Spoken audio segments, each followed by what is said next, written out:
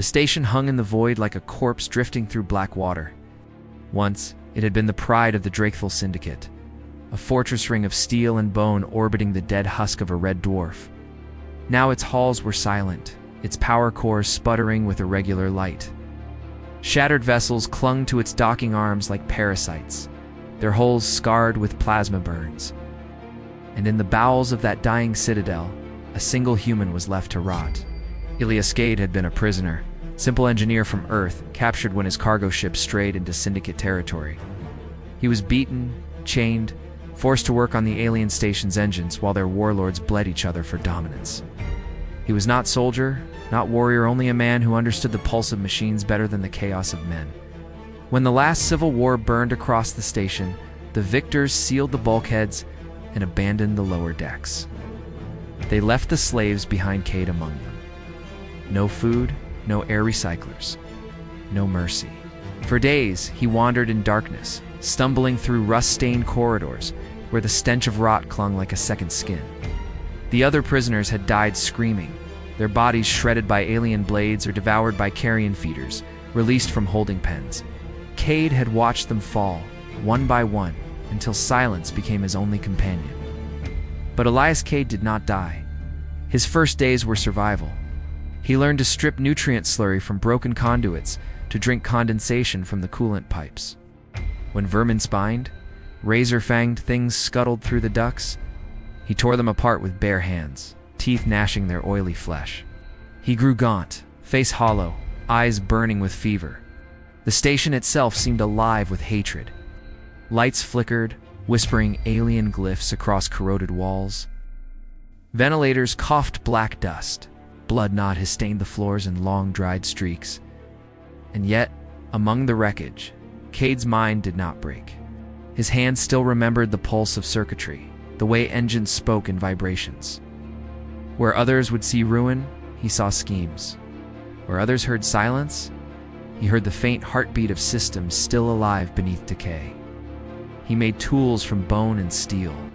He lit flames in oxygen vents. He pried out panels and rewired conduits, bleeding his fingers raw as he coaxed sparks into power.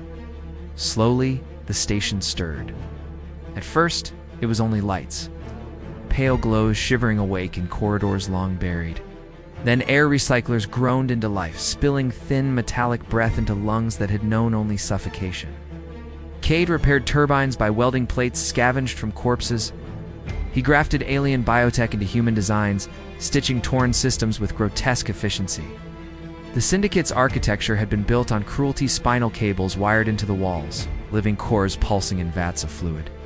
Cade did not flinch, cut the creatures open, and rewove them into engines, screaming flesh serving machinery. Weeks bled into months. His skin grew marked with burns and scars, hands forever coated in grease and blood. Hunger never left him, but his will hardened into iron. The station was his enemy, his captor, yet he bent it, reshaped it, forced it into submission.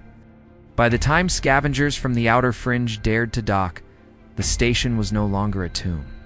It was a weapon reborn. The scavenger crew expected silence, bones, salvage. It breached the outer ring and crept through shadowed halls, plasma rifles humming. They never returned to their ship. The station's doors slammed shut with the hiss of mechanized lungs. Lights flared crimson. Ventilation ducts spewed choking gas laced with burning acid. From the walls came machinery that had no name, half-live constructs of bone, wire, and steel. Claws struck from darkness, gears ground, flesh tore. Ilias Cade watched it all from the command spire. His face pale and gaunt, glowed in the crimson light of control panels.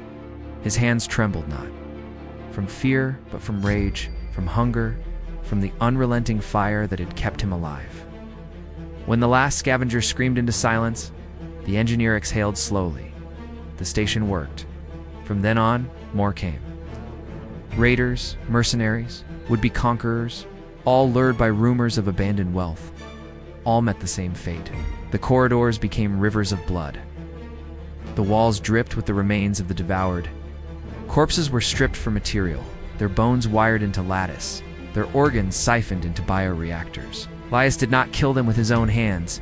He let the station do it. But it was his design, his reconstruction, his resurrection of this alien corpse into a predator of steel. And as the kills mounted, the station itself changed him.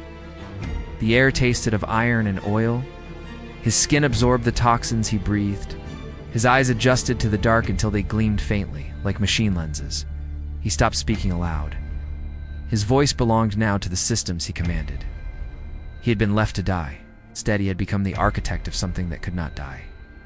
Years later, the Drakethul Syndicate returned. Their war fleets scarred from battles elsewhere, they came to reclaim what they had abandoned. To them, the station was a tool, a fortress to be refitted for conquest. But as they approached, their scanners reported something else.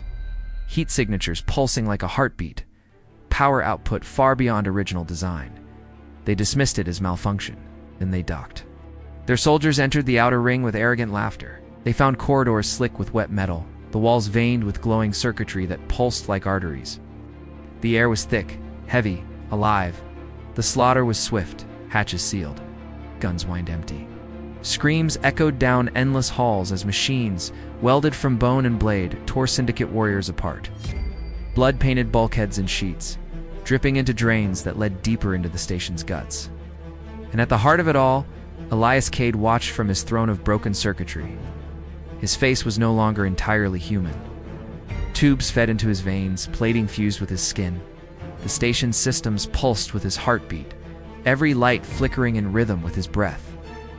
He had reconstructed it not as a fortress, but as an extension of himself. The Syndicate's commanders realized too late what they had abandoned had become something far worse. Not just a man, not just a machine. Something between. When the Syndicate fleet tried to retreat, the station's guns tore them from the void. Plasma beams cut holes in half, torpedoes of living metal pierced shields, and ripped ships into flaming carcasses. No distress calls escaped. No survivors fled. And when silence fell again, the station remained, orbiting the dead star alive, rebuilt, hungering. Within its heart, Elias Cade sat among wires and bone, staring into the endless dark. His eyes burned faintly red, and in the silence of space he smiled. They had left him to die. Instead, he had built something eternal,